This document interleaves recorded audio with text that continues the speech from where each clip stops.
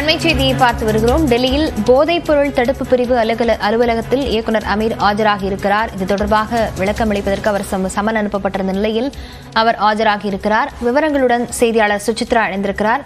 சுசித்ரா, விவரங்களை பதிவு செய்யலாம்.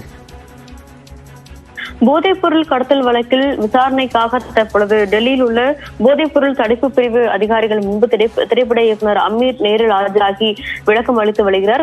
முக்கியமாக சர்வதேச போதைப் பொருள் கடத்தல் கும்பலுடைய தலைவரான ஜாஃபர் ஜாதி கைது செய்யப்பட்ட நிலையில் அவருக்கும் இயக்குநர் அமீருக்கும் தொடர்பு இருப்பதாகவும் அதன் அடிப்படையில் விசாரணைக்காக அமீர் ஆஜராக வேண்டும் என்ற ஒரு சம்மனை தேசிய போதைப் பொருள் தடுப்பு பிரிவானது அவருக்கு சம்மனானது அனுப்பியிருந்தது. அதன் அடிப்படையில் தற்பொழுது நேரில் ஆஜராகி அவருடைய கேள்விகளுக்கு இயக்குநர் அமீர் விளக்கம் அளித்து வருவது மிக முக்கியமாக பார்க்கப்படுகிறது. மிக முக்கியமாக இந்த விவகாரத்தில் எது போன்ற தொடர்பானது ஜாஃபர் சாதிக்கும் அமீருக்கும் உள்ளது என்ற ஒரு பல்வேறு கேள்விகளை தற்பொழுது அவர் முன்பாக தற்பொழுது போதைப் பொருள் தடுப்பு அதிகாரிகள் முன்வைத்து வருகிறார்கள்.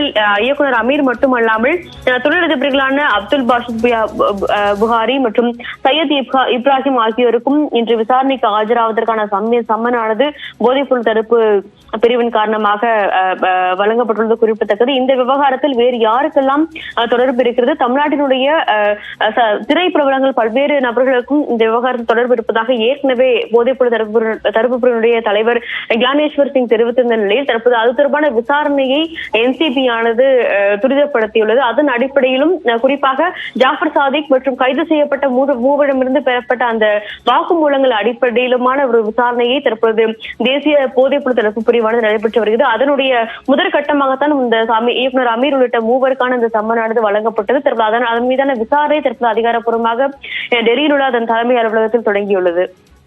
விவரங்களுக்கு நன்றி சுசித்ரா.